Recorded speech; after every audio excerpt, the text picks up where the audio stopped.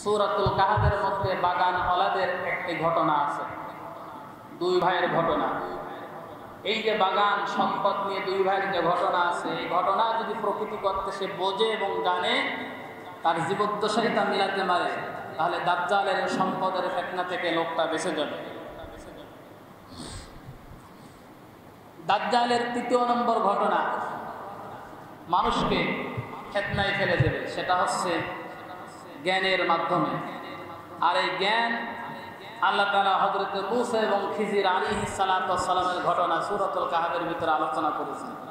এর প্রকৃত জ্ঞান যদি মানুষ জানতে পারে, বুঝতে পারে এবং সে অনুযায়ী আমল করতে পারে, তাহলে দাজ্জালের ওই জ্ঞানের ফিতনা থেকে মানব জাতি বেঁচে যাবে।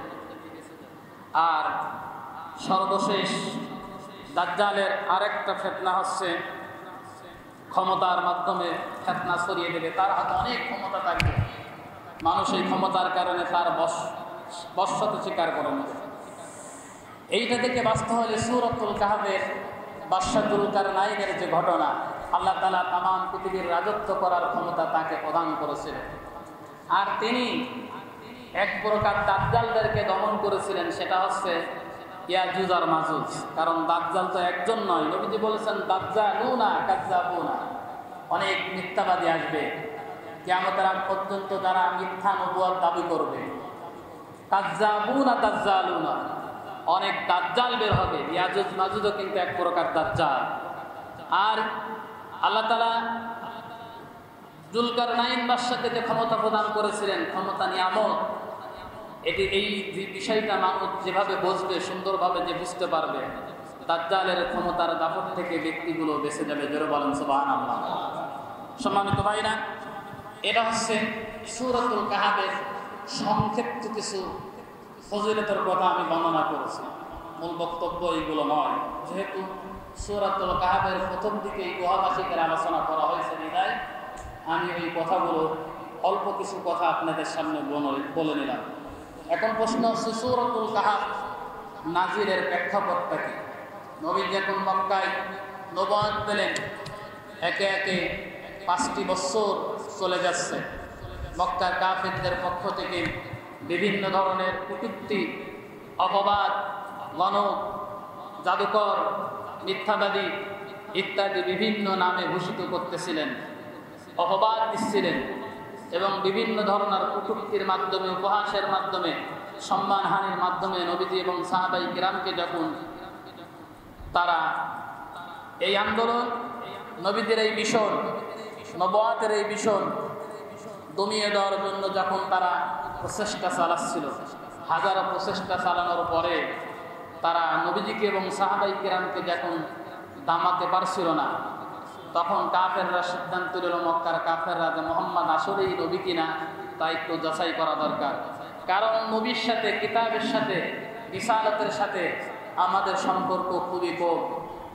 এই সম্পর্কটা বিশেষ করে জড়িত আছে আহলে কিতাবরা। আর আমাদের পার্শ্ববর্তী রাষ্ট্রে, পার্শ্ববর্তী এলাকায় আহলে কিতাব সম্প্রদায় বসবাস করে থাকে, সেটা হচ্ছে ইহুদি এবং খ্রিস্টান। সুতরাং আমরা তাদের কাছে যাই, যে প্রশ্ন করি যে আমাদের কাছে একজন ব্যক্তি নবুয়ত দাবি করেছে, নিজেকে নবী দাবি করেছে, তার উপর ওহী নাজিল হচ্ছে, আসলে সে প্রকৃত নবী কিনা, তোমাদের কাছে কোনো জ্ঞান আছে কিনা সে বিষয়টা আমাদেরকে জানাও, যা আমরা সত্য আকারে জানতে পারি।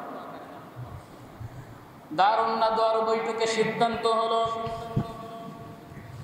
কাফেররা 2জন প্রতিনিধি মক্কায় পাঠিয়ে দিয়েছে। একজন হলো নজর ইবনে হারিস, দ্বিতীয় নম্বর সুহব ইবনে হাকিম। এই 2জন লোককে মদিনায় পাঠিয়ে দিয়েছে। মদিনায় গিয়ে আহলে কিতাবদের কাছে জিজ্ঞাসা করতেছে, আমাদের সমাজে একজন ব্যক্তি নবুয়ত দাবি করেছে, নাম তার মুহাম্মদ, সে প্রকৃতি অর্থ নবী কিনা? যেহেতু তোমরা আহলে কিতাব, কিতাবের সঙ্গে, নবীর সঙ্গে, রিসালাতের সঙ্গে, জান্নাত জাহান্নামের সঙ্গে পরিচিত আছো, আমাদের একটু ব্যাপারে সহযোগিতা করো। আহলে কিতাবরা পরামর্শের ভিত্তিতে মক্কার 2জন প্রতিনিধিকে বলে দিয়েছে যে মুহাম্মাদের কাছে যে 3টা প্রশ্ন করবে। কয়টা? 3টা প্রশ্নর যদি উত্তর দিতে পারে তাহলে তোমরা বুঝবা সে প্রকৃতিক অর্থেই সত্য একজন নবী, সে প্রকৃতিক অর্থে সত্য নবী। মদিনার আহলে কিতাবরা 3টা প্রশ্ন শিখিয়ে দিয়েছে। সম্মানিত ভাইরা, 1 নম্বর প্রশ্ন হচ্ছে আসহাবে কাহাফ কি, 2য় নম্বর প্রশ্ন হচ্ছে রূহ কি, আর 3য় নম্বর প্রশ্ন হচ্ছে যুলকারনাইন কে ছিলেন। এই 3টা প্রশ্ন মদিনার আহলে কিতাবরা মক্কার 2 জন প্রতিনিধির কাছে বলে দিয়েছে যে মদিনায় মক্কায় ফেরত গিয়ে মুহাম্মদের কাছে জিজ্ঞাসা করো যে এই 3টা প্রশ্নের উত্তর দিতে পারে কি। 2 জন প্রতিনিধি এসে এবং সঙ্গে থাকা আরো লোকজন নিয়ে এসে মুহাম্মদ সাল্লাল্লাহু আলাইহি সাল্লামের কাছে এসে বলল, মুহাম্মদ তুমি যে আসলে নবী কিনা তা আমরা তোমার কাছে জানতে চাই, 3টা প্রশ্ন করতে চাই। তুমি যদি 3টা প্রশ্নের অ্যান্সার দিতে পারো তাহলে আমরা বুঝবো তুমি সত্যিই একজন নবী। মুহাম্মদ সাল্লাল্লাহু আলাইহি সাল্লাম বললেন, ঠিক আছে তুমি আমার কাছে বলো, তোমরা আমার কাছে বলো, আমি প্রশ্নের উত্তর দিয়ে দেব। তারাই প্রশ্ন করলো যে আসহাবে কাহাফ কি, রূহ কি, আর বাদশা যুলকারনাইন কে ছিলেন, তার অবস্থান সম্পর্কে কি জানেন।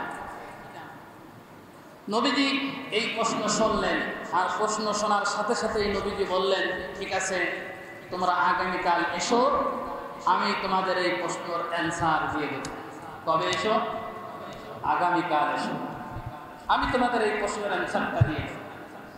নবীজি এই কারণে বললেন, কারণ হযরত ইব্রাহিম আলাইহিস সালাতু ওয়াস সালাম প্রায় নবীজির কাছে আসতেন। নবীজি কিছুই জানেন না, ওমা ইয়ানতিকু আনিল হাওয়া ইন হুয়া ইল্লা ওয়াহয়ু ইউহা, আমার নবী কিছুই জানে না, যা আমি বলতে বলি কেবলমাত্র তাই তিনি তোমাদের সামনে বলেন। ধরে বলেন ঠিক না? নবীজি চিন্তা করলেন ইব্রাহিম আসে, আমি তার কাছ থেকে শুনে আগামীকাল তাদের প্রশ্নের উত্তর দেব। কিন্তু নবীজি ইনশাআল্লাহ বলতে ভুলে গেলেন। কি করলেন? ভুলিয়ে দিয়েছেন কে? আল্লাহ ভুলিয়ে দিয়েছেন। খুব খেয়াল করেন, কারণ এটা একটা শিক্ষা, তার উপরকে আল্লাহ তাআলা শিক্ষা দিতে চাচ্ছেন।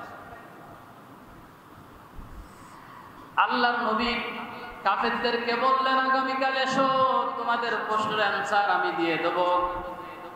ইব্রাহিম আলাইহিস সালাতু ওয়াস সালাম আসবেন এই মনে করে নবীজি এই কথাটা বলে দিয়েছিলেন। কিন্তু আল্লাহ রাব্বুল আলামিন নবীজিকে শিক্ষা দিতে চাইলেন, এমনকি নবীজির উম্মত কিয়ামত পর্যন্ত আসবে তাদেরকে শিক্ষা দেওয়ার জন্য। হযরত ইব্রাহিম আলাইহিস সালাতু ওয়াস সালামকে প্রায় পরবর্তী দিন আসা পর্যন্ত বন্ধ করে দিলেন। ইব্রাহিম হুকুম শুনে কার? আল্লাহ। আল্লাহ জিবরাইলকে বললেন, যে বন্ধা জিবরাইল তুমি মুহাম্মদ সাল্লাল্লাহু আলাইহি ওয়াসাল্লামকে যাবে, এর সংখ্যা প্রায় 15 দিন। কতদিন? কিন্তু নবীজি বলেছেন যে আগামীকাল আসো, তোমাদের কথা কি করবো। এখন না বলতে পারলে কি হবে? সে যেহেতু বলে ফেলেছে, নবী তো কখনোই মিথ্যা বলেন। কিন্তু এই ঘটনার মাধ্যমে তামাম পৃথিবীর মানুষকে আল্লাহ তাআলা শিক্ষা দিচ্ছেন, আমাদের জন্য শিক্ষা। আমরা আগামী এবং ভবিষ্যতের কোনো কথা যখন বলবো, তখন সেই কথাটা ইনশাআল্লাহ বলা ছাড়া এমনি এমনিতেই বলতে আল্লাহ তাআলা স্বয়ং নিষেধ করেছেন। কে নিষেধ করেছেন? আল্লাহ। আল্লাহ রাব্বুল আলামিন 15 দিন পরে আয়াত নাযিল করতেছেন, ওয়ালা তাকুলান্না লিশাইইন ইন্নী ফাইলুন যালিকা গাদা ইল্লা আইয়াশা আল্লাহ। ইলা আখির আয়াত।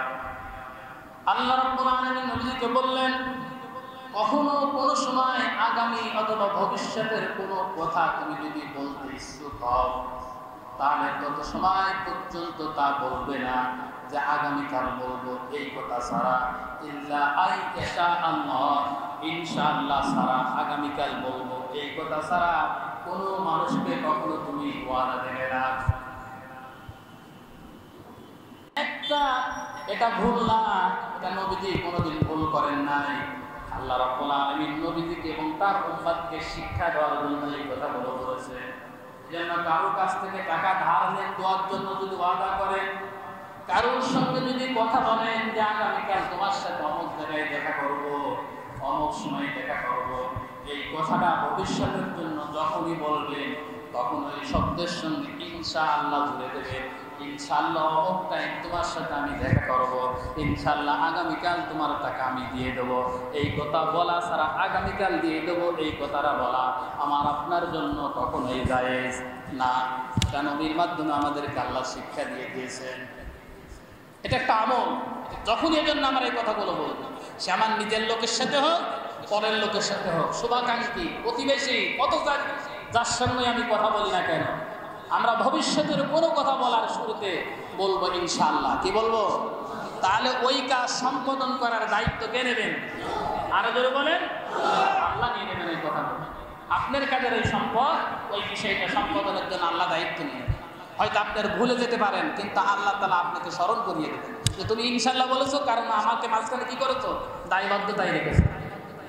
এই জন্য আল্লাহ তাআলা আপনাকে স্মরণ করিয়ে দেবেন। এই জন্য ইনশাআল্লাহর আমলটা এখন থেকে চালু করার চেষ্টা করবেন। সম্মানিত ভাইয়েরা, আমরা বলতেছিলাম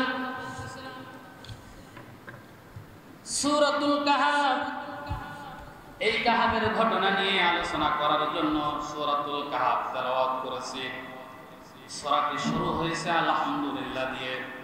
আমার আল্লাহ রাব্বুল আলামিন বর্ণনা করতেছেন, আলহামদুলিল্লাহিল্লাযী আনজালা আলা আবদিহিল কিতাব ওয়া লাম ইয়াজআল লাহু ইওয়াজা। বলেন আল্লাহু আকবার। এবার একটা তথ্য দিবেন, দেখেন আজকে যারা মারফত নিয়ে ঘোরাঘুরি করতেছেন, গোপনীয়াত নিয়ে ঘোরাঘুরি করতেছেন, আমার আল্লাহ রাব্বুল আলামিন সূরাতুল কাহাফের 1 নম্বর আয়াত নাযিল করে তাদেরকে সতর্ক করেছেন। আল্লাহ বলতেছেন, আলহামদুলিল্লাহ, সমস্ত প্রশংসা কার? আরো জোরে, লিল্লাযী আনজালা আলা আবদিহিল কিতাব, আমি আমার বান্দার উপরে এই কিতাব নাযিল করেছি। এখানে আল্লাহর বান্দা বলতে কে? মুহাম্মদ সাল্লাল্লাহু আলাইহি সাল্লাম। আল্লাহর কাছ থেকে বান্দার জন্য সবচেয়ে বড় সার্টিফিকেটের নাম হলো, আল্লাহ যদি আপনাকে আপ বান্দা বলে স্বীকার করে, এর চাইতে বড় সার্টিফিকেট বান্দার জন্য আর কিছু হতে পারে না। আল্লাহ নিজে বলতেছেন, আনজালা আলা আবদিহিল কিতাব, আমি আমার বান্দার উপরে কিতাব নাযিল করেছি। কেমন কিতাব নাযিল করেছি শোনো। ওয়ালাম ইয়াজআল লাহু ইওয়াজা, যেই কিতাবের ভিতরে কোনো বক্রতা নেই, অস্পষ্টতা নেই, এই কিতাবে যা নাযিল করেছি সব কি স্পষ্ট, সব কি। তাহলে যারা বলতেছে ওই যে 90 পারা 60 পারা কোরআন আছে, এগুলো তাহা মিথ্যে কথা ছাড়া আর কিছু না, ওরা মানুষকে ধোঁকা দিচ্ছে। আল্লাহ বলছে, ওয়ালাম ইয়াজআল লাহু ইওয়াজা, আমি যে কিতাব নাযিল করেছি এই কিতাবটা স্পষ্ট, এর ভিতরে কোনো বক্রতা নেই, খুলে খুলে মানুষের সামনে আমি সব বর্ণনা করেছি। এখন কি খুলে বর্ণনা করলেন? আসেন সূরাতুল কাহাফের সেই ঘটনা, 5টা ঘটনা আল্লাহ তাআলা এই সূরার ভিতরে বর্ণনা করেছেন। এই 5টা ঘটনা পর্যায়ক্রমে আপনাদের সামনে বলার চেষ্টা করব। তবে খেয়াল করবেন, এর থেকে শিক্ষা নেবেন, তাহলে দাজ্জালের ফিতনা থেকে আপনি বেঁচে যাবেন হয়তো। আল্লাহ তাআলা আয়াত নাযিল করতেছেন, মা হাসিবতা আন্না আসহাবাল কাহফি ওয়ার রাঈমি কানু মিন আয়াতিনা আজাবা। আম হাসিবতা আন্না আসহাবাল কাহফি, ও নবী, আসহাবে কাহফের সেই ঘটনা ব্যাপার নিয়ে আপনি কি মনে করেন এটা আশ্চর্যকর একটি ঘটনা? হ্যাঁ, এটা বিস্ময়কর একটা, আশ্চর্যকর একটা ঘটনা। কারণ এই ঘটনা আল্লাহ ছাড়া কেউ ঘটাতে পারে।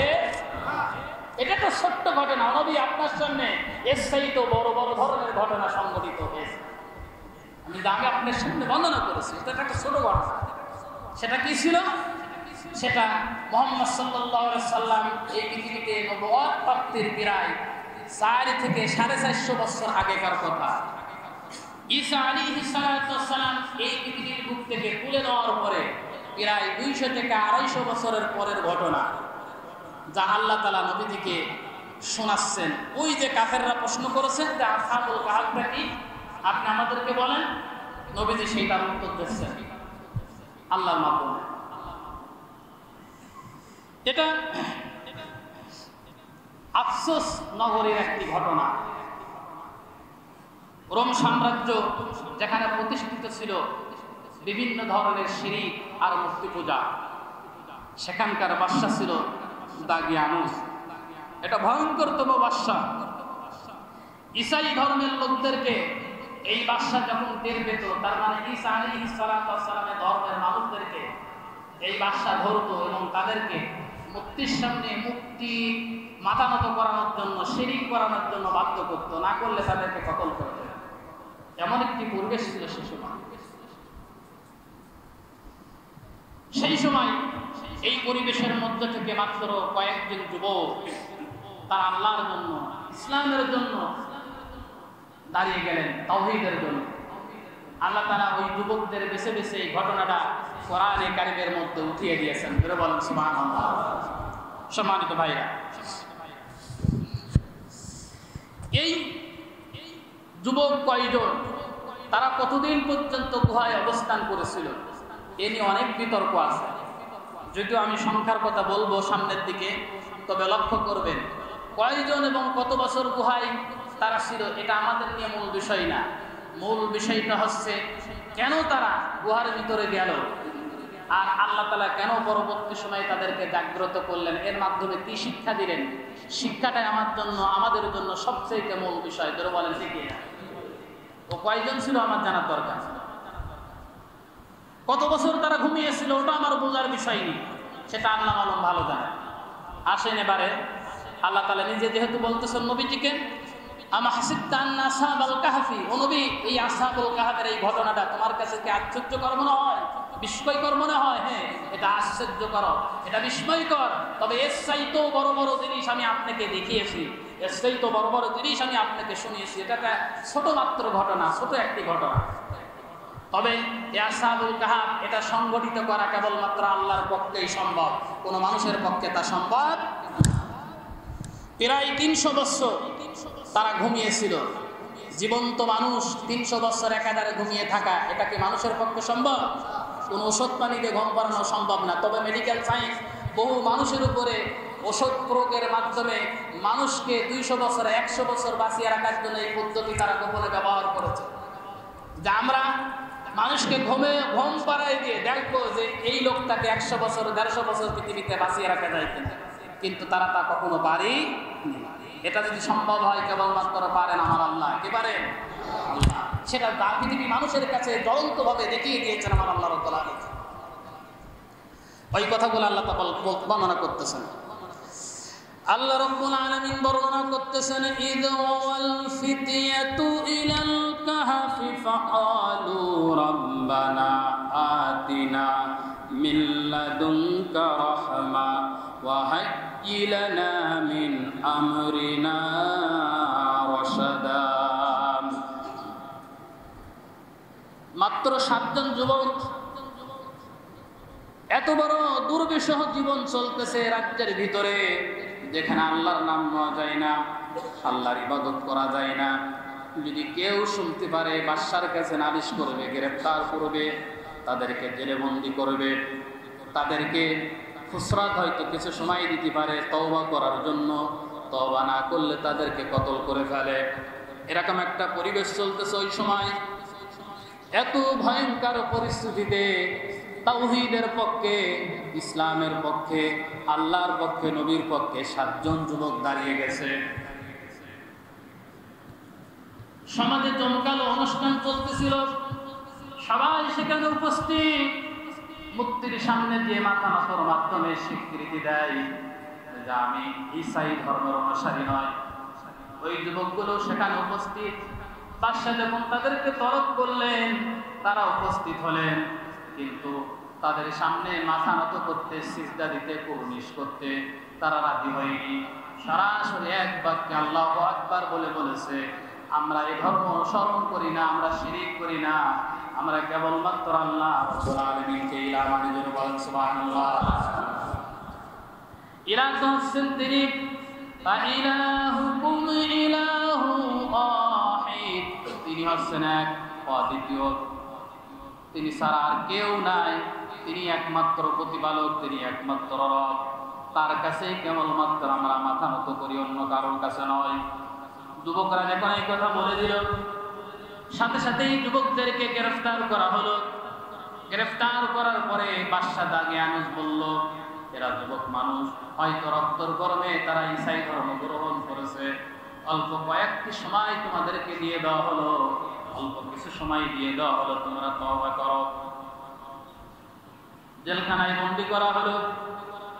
ওই 7 জন যুবক জেলখানার প্রহরীকে কতলের মাধ্যমে 7 জন যুবক জেলখানার মধ্য থেকে পালিয়ে গেল।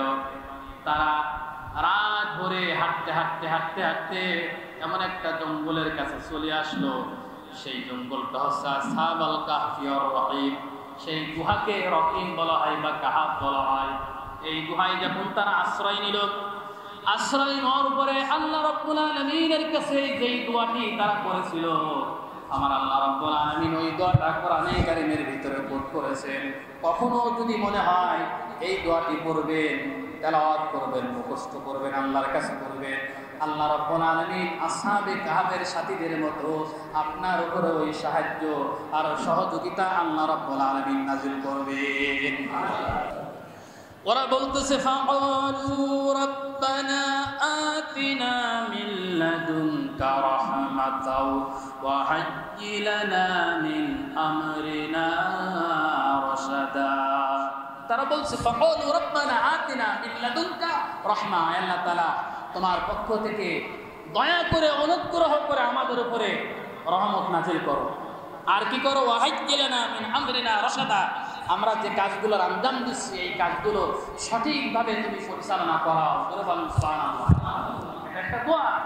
ওরা বলছে, আল্লাহ আমরা বাড়ির থেকে বের হয়েছি, তুমি জানো, সব জানো।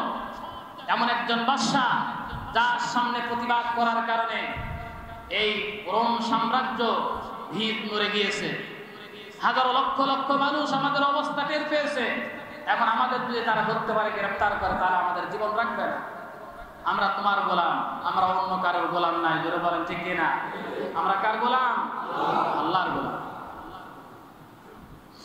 আমাদের এই জন্য বিশেষ করে অনুগ্রহ করা আমাদের উপরে, আর আমাদের যে কাজ আমদান দিচ্ছে এই কাজটা তুমি দয়া করে সঠিকভাবে পরিচালনা। সম্মানিত ভাইরা, আল্লাহ রাব্বুল আলামিন এবারে বর্ণনা করতেছেন, তারা যখন দোয়া করল ওই পাহাড়ের গুহায়, রাকিম পাহাড়ের গুহায় তারা যখন যে দোয়া করলো, আমার আল্লাহ রাব্বুল আলামিন এবারে বর্ণনা করতেছেন, ফাদরাবনা আলা আযানিহিম ফিল কাহফি সিনিনা আদাদা। আল্লাহ বলছে, অতঃপর ঘুম প্রদান করলাম আলা আযানিহিম, তাদের কানের উপরে। কিসের উপরে? খুব খেয়াল করেন, এখানে একটা তত্ত্ব আছে। আমি ঘুম আলা আযানিহিম, তাদের উপরে ঘুম নাজিল করলাম তাদের কানের উপরে। এখন ঘুম কি কানে আসে না চোখে আসে? কিসে আসে? না, এটা আপনারা জানতেন, ঘুম চোখে আসে, কিন্তু কোরআন বলছে না ঘুম কোনোদিন চোখে আসে না, ঘুম আসে কানে। এই তথ্যটা বিজ্ঞান মাত্র 200 বছর আগে দিয়েছে, কিন্তু আমার আল্লাহ রাব্বুল আলামিন 1000 বছর আগে এই কথাটা কোরআনে কারীমের ভিতরে কোট করেছেন। জোরে বলেন সুবহানাল্লাহ। আমরা এতদিন জানতাম ঘুম মনে চোখে আসে না, ঘুম কখনোই চোখে আসে না, ঘুম আসে কানে। আলা আযানিহিম, আমি তাদের উপরে কি করে, ফাদারাবনা আলা আযানিহিম, তাদের উপরে ঘুম নাযিল করলাম তাদের কানের উপরে। হয়তো দৃষ্টান্ত স্বরূপ আমরা বলি, ঘুম যখন আসে প্রথমে চোখ দেখবেন বন্ধ হয়, তারপরে কান শীতল হয়ে যায়। কিন্তু বান্দা যখন ঘুমের থেকে ওঠে আগে চোখ খোলে না, আগে কিন্তু কান খোলে, তারপরে চোখ খোলে। জোরে বলেন সুবহানাল্লাহ। আমরা তথ্য জানতাম না, কিন্তু আল্লাহ রাব্বুল আলামিন 1000 বছর আগে এই তথ্যটা কোরআনে কারীমের ভিতরে কোট করে দিয়েছেন। আল্লাহ বলতেছেন, আমি কি করলাম, ফাদারাবনা আলা আযানিহিম ফিল কাহফি সিনিনা আদাদা। এই যে সিনিনা আদাদা, কয়েকটি বছরের জন্য তাদের কানের উপর আমি ঘুম নাযিল করলাম। এখানে আল্লাহ তাআলা কয়েকটি বছর বলেছেন, কিন্তু অন্য জায়গায় সংখ্যার কথা আল্লাহ তাআলা বর্ণনা করেছেন। কিন্তু আল্লাহ রাব্বুল আলামিনের কাছে দুনিয়ার গণনা অনুযায়ী সামান্যই গিনতি। হুজুর বলেন ঠিক কিনা? 50 আল্লাহ সারা বিমা তাউতুন। আল্লাহ বলেছেন কিয়ামতের একটা দিন দুনিয়ার দিন হবে 50 বছরের সমান বা 50,000 বছরের সমান হবে। একটা দিন হবে কিয়ামতের দিন। যদি এরকম হয়ে থাকে তাহলে 300 বছর আল্লাহর কাছে সামান্য একটু সময়। বলেন ঠিক কিনা? সম্মানিত ভাইরা, এই যুবকগুলো ঘুমিয়ে গেল। আল্লাহ তাআলা ঘুম দান করলেন। 1 বছর নয়, 2 বছর নয়, একাধারে তারা ঘুমাচ্ছে 300 বছর। কয় বছর? আরো জোরে বলেন। 300 বছর একাধারে মানুষ ঘুমাচ্ছে, অথচ তারা জীবিত। সামান্য কিছু খাবার খেয়েছে। খাবার খেয়ে হাঁটতে হাঁটতে ক্লান্ত অবস্থায় এসে ওই পাহাড়ের গুহায় তারা আশ্রয় নিয়েছে। আর এই ক্লান্ত অবস্থায় তারা ঘুমিয়ে গিয়েছে। তারা ছিল 7 জন যুবক, আর তাদের সাথে ছিল একটা কুকুর। একটা কি ছিল? কুকুর। আসহাবে কাহফের এই কুকুরটা আল্লাহ তাআলা কিয়ামতের ময়দানে জান্নাতে নেবেন। কোথায় নেবেন? এই কুকুরের নাম হচ্ছে কিতমির। এই কুকুরটা জান্নাতে যাবে। কুকুর জান্নাতে যাবে শুধুমাত্র এতটুকু নিয়ামতের কারণে। সম্মানিত ভাইরা আমার, আল্লাহ বর্ণনা করতেছেন, وَتَحْسَبُهُمْ أَيْقَاظًا وَهُمْ رُقُودٌ وَنُقَلِّبُهُمْ ذَاتَ الْيَمِينِ وَذَاتَ الشِّمَالِ وَكَلْبُهُمْ بَاسِطٌ ذراعيه بالقصيد لو اطلعت عليهم لوليت منهم فرارا ولمئت منهم رعبا। আল্লাহ রাব্বুল আলামিন বর্ণনা করেন, ওয়াতাহসাবুহুম আইকাযা ওয়া হুম রুকুদ। আপনি যদি তাদেরকে দেখতেন মনে হতো তারা ঘুমন্ত, কিন্তু অহম রুকুদ, ও নবী, তারা ঘুমন্ত শুধু ছিল না, বরং তারা সবাই ছিল জাগ্রত। তার মানে জীবিত ছিল। কি ছিল? 1 বছর 2 বছর নয়, এখানে একটা মেডিকেল সায়েন্সের তথ্য আছে। দেখেন, আমার আল্লাহ তাআলা 1000 বছর আগে প্যারালাইজ যে রোগী দুনিয়ায় আসবে, রোগীকে প্যারালাইজ হয়ে যাবে, পঙ্গু হয়ে যাবে, বিছানায় পড়ে যাবে, মেডিকেল সায়েন্স এই আয়াত থেকে তারা তথ্য নিয়ে প্যারালাইজ রোগীদের জন্য ট্রিটমেন্ট করে থাকে। আল্লাহ বলতেছেন, আমি 300 বছর একটা মানুষ যদি এক কাঠ হয়ে শুয়ে থাকে, মাটির পোকা কিন্তু তাদেরকে খেয়ে ফেলবে। জোরে বলেন ঠিক কিনা? খেয়ে ফেলবে না? একটা প্যারালাইজ রোগী যদি এক পাশে 6 মাস শুয়ে থাকে, দেখবেন সে কি হয়ে যাবে? ঘা হয়ে যাবে কি? আল্লাহ এখান থেকে শিক্ষা দিচ্ছে, যাতাল ইয়ামিন ওয়া যাতাশ শিমাল। আমি 300 বছর তাদেরকে ঘুমিয়ে রেখেছিলাম, এটা ঠিক, কিন্তু আমার কুদরতি ইশারায় তাদেরও কখনো ডান দিকে কখনো বাম দিকে ঘোরাতাম। ঘোরানোর দায়িত্ব কিন্তু আল্লাহ নিয়েছিলেন। যারা বলেন কে? আল্লাহ নিয়েছেন। এই 7 জন যুবক তারা ঘুরতেছে, এরকম 300 বছর চলে যাচ্ছে। সম্মানিত ভাইরা, এই 300 বছর চলে যাওয়ার পরে এমন একটা সময় আসলো, যে সময় এই রোম সাম্রাজ্য ধূলিসাৎ হয়ে গিয়েছে। সেখানে শিরক বিদআত যা ছিল সব কিছু উৎখাত হয়ে গিয়ে তাওহীদ প্রতিষ্ঠিত হয়েছে। বাদশাহ কাইজারের জামানায় তাওহীদ প্রতিষ্ঠিত হলো। একটা বিষয় মানুষের মাঝখানে ভোলাতে ছিল, একটা বিষয় মানুষের কাছে সন্দেহ ছিল, সেটা হচ্ছে মানুষ মরে যাওয়ার পর আবার চিন্তা করা হবে, তাদেরকে হিসাব নেওয়া হবে। ওই জামানার কিছু মানুষ সন্দেহ করত, আর এই বিষয়টা জনসাধারণের মাঝখানে সন্দেহ ছড়াই দিত। বাদশাহ কাইজার তিনি সমস্যায় পড়লেন, এর সঠিক সলিউশন কি হবে, সমাধান কি হবে, উত্তর কি হবে। আমরা তৌহিদ কিতাব সম্পর্কে বুঝলে সঠিক সমাধান সঠিকভাবে আমরা পাচ্ছি। এই জন্য তিনি একদিন রাত জেগে তাহাজ্জুদের নামাজ পড়ে আল্লাহর কাছে দোয়া করলেন। বাদশাহ কাইজার তিনি কিন্তু একজন মুসলিম। এই 300 বছর চলে যাওয়ার পরে যেই 7 জন যুবক ইসলামকে প্রতিষ্ঠিত করার জন্য, তাওহীদকে প্রতিষ্ঠিত করার জন্য নিজেদের জীবনকে বিসর্জন দিয়েছিলেন, তারা সেখানে আত্মসমর্পণ করেননি, তাদের সাথে একত্রতা ঘোষণা করেননি, তারা পালিয়ে গুহায় আশ্রয় নিয়েছিলেন। আল্লাহ রাব্বুল আলামিন 300 বছরের ভিতরে ওই যুবকদের চাহিদা অনুযায়ী এই সমাজকে আল্লাহ তাআলা পরিবর্তন করে দিয়েছে। 300 বছরের ভিতরে পরিবর্তন করে দিয়েছেন আল্লাহ তাআলা। এখন বাদশা যখন আল্লাহ দরবারে দোয়া করতেছে, আল্লাহ এর কি উত্তর দেব, উত্তর সমাধান দিয়ে দাও। আল্লাহ রাব্বুল আলামিন এই বাদশা কায়দারের দোয়াকে কবুল করেছিলেন। আর এই দোয়া কবুল করার পরে আসহাবে কাহাবের ওই 7 জন যুবক আর ওই কুকুরটাকে আল্লাহ তাআলা জীবিত করে দিয়েছিলেন। আল্লাহ বলতেছেন, কাযালিকা আ'সারনা আলাইহিম লা ইয়ালামুনা আন্না ওয়া'দাল্লাহি হাক্কু ওয়া আন্নাস সাআতা লা রাইবা ফিহা ওয়া কাযালিকা আ'সারনা আলাইহিম লিয়ালামু আন্না ওয়া'দাল্লাহি হাক্কু।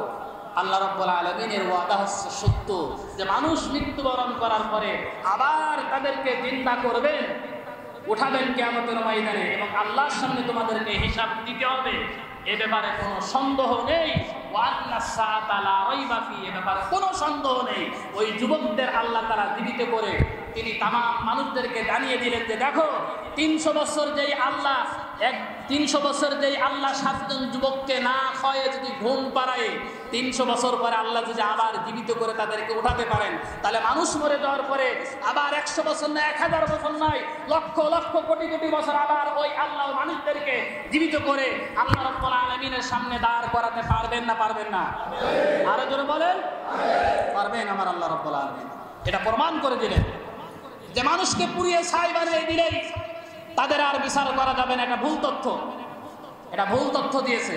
বরং মানুষ যদি পুড়িয়ে ছাই করে ভস্ম করে বাতাসে পানিতে জমিনে যদি ছড়িয়েও দেওয়া হয়, তাহলে একদিন না একদিন আল্লাহ রাব্বুল আলামিন সেখান থেকে আবার মানুষকে জীবিত করে আল্লাহ রাব্বুল আলামিনের সামনে দাঁড় করাবেন। তাদেরকে মানুষের হিসাব দেওয়ার জন্য দাঁড় করানো। এটা এই 7 জন যুবককে আর ওই কিডনির কুকুরকে জিন্দা করে আল্লাহ তাআলা ওই সময়কার ঘটনার মানুষের সামনে যেটা সন্দেহ ছিল, আল্লাহ রাব্বুল আলামিন সেটা সবার সামনে কি করে দিলেন?